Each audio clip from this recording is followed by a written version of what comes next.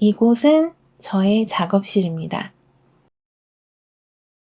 이 책은 제가 심리 코칭을 받았던 코치님께서 슬럼프에 빠진 제게 빌려주신 책이에요. 창조성 회복을 위한 기본 원칙, 개성을 되찾는다.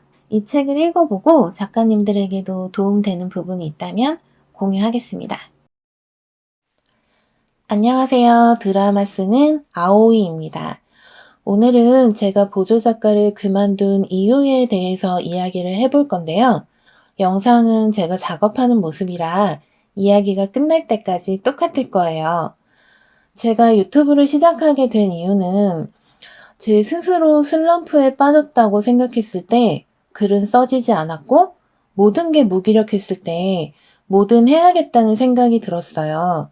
텐션을 올리기 위해서 발버둥 친 거죠. 그렇게 유튜브를 시작했는데 사실 저는 활동적인 사람은 아니에요. 사진을 많이 찍는 스타일도 아니고 제가 글을 쓴다는 사실을 주변에 얘기하지 않았기 때문에 유튜브 영상을 찍는다고 카메라를 들고 다니면 어떤 유튜브를 하는지 설명을 해야 되기 때문에 좀 고민이 되더라고요. 그리고 회사마다 분위기가 다르겠지만 저희 회사는 유튜브 활동을 그다지 환영하지 않는 분위기입니다. 우리가 유튜브에서 보는 짧은 영상들을 만들기 위해서는 영상, 음향, 편집, 많은 시간이 필요해요. 제가 작년에 진지하게 고민을 했던 부분이 나는 글을 왜 쓰는 걸까? 유명해지고 싶어서? 돈을 많이 벌고 싶어서? 글은 꼭 드라마를 써야 되나? 소설, 에세이 뭐든 쓰면 되는 거 아닐까? 고민 끝에 제가 얻은 답은 저는 좋은 드라마를 쓰는 작가가 되고 싶더라고요. 가장 우선순위는 드라마를 잘 쓰는 거라 회사 다니면서 글을 쓰는 시간도 많이 부족했기 때문에 유튜브까지 잘하기는 어렵더라고요. 그래서 마지막 영상 뒤에 다시 영상을 만들기까지 시간이 좀 오래 걸렸네요. 저는 30이 넘어서 글을 쓰기 시작했기 때문에 시작부터 항상 조급했고 불안했고 자신도 없었어요. 교육원을 다닐 때도 보조작가를 할 때도 벽에 부딪힐 때가 많았는데 그때 제가 할 수 있는 일은 저를 믿고 벽을 뚫을 방법을 찾아내는 것 뿐이었어요. 교육원 기초반 때 시놉시스를 써오라는데 도대체 시놉시스라는 걸 어떻게 쓰는 건지 대본은 어떻게 쓰는 건지 정말 1도 몰랐지만 지금은 대본을 쓰는 방법을 몰라서 못 쓰는 게 아니라 안 써져서 못 쓰는 게 정말 사람 미치게 만든 일인 것 같습니다. 저는 베테랑 작가가 아니에요.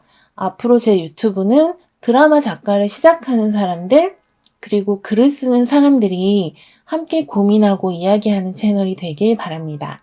처음에 무슨 얘기를 할까 고민을 했었는데 보조 작가를 그만두게 된 이유에 대해서 이야기를 해봐야겠다라는 생각이 비가 오던 어느 날 술을 마시다가 문득 들었어요.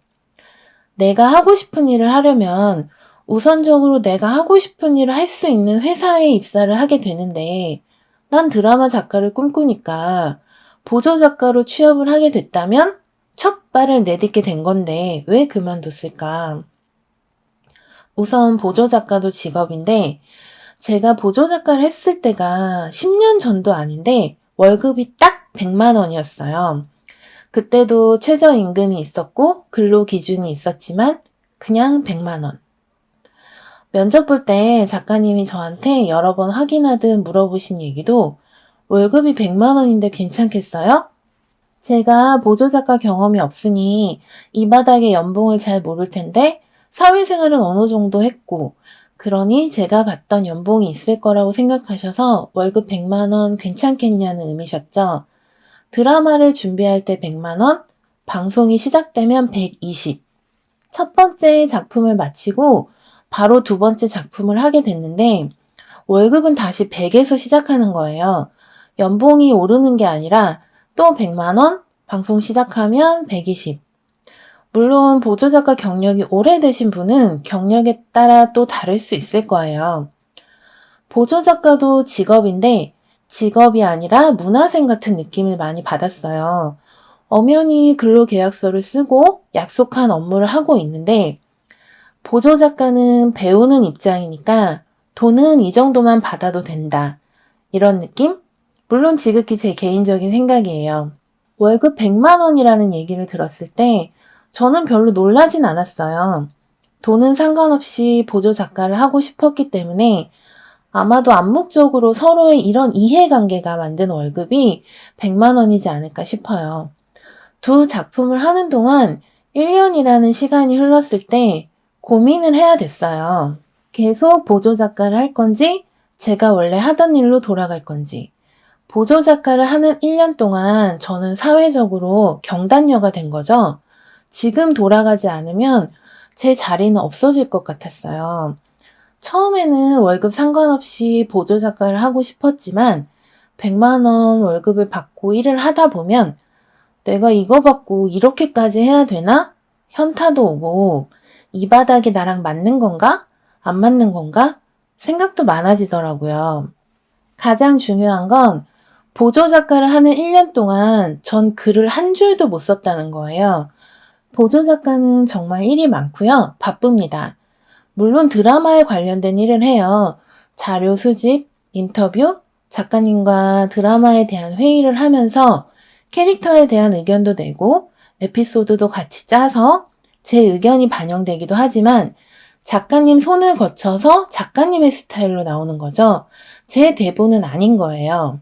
제가 보조 작가를 그만둔 가장 큰 이유는 보조 작가를 하면서 배우는 부분도 많지만 보조 작가는 내 글을 쓰지 않는다라는 게 가장 컸던 것 같아요.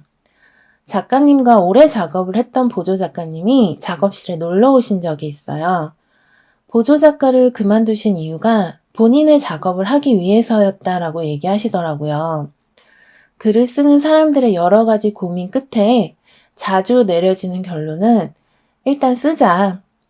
사람들이 어떤 이야기를 좋아할지 모르고 내 총알을 많이 갖고 있어야 되는데 보조 작가를 하면서 내 대본을 쓰는 일은 정말 쉽지 않았던 것 같습니다. 저는 대학 졸업 후부터 독립해서 살고 있기 때문에 숨만 쉬어도 나가는 돈이 있어요.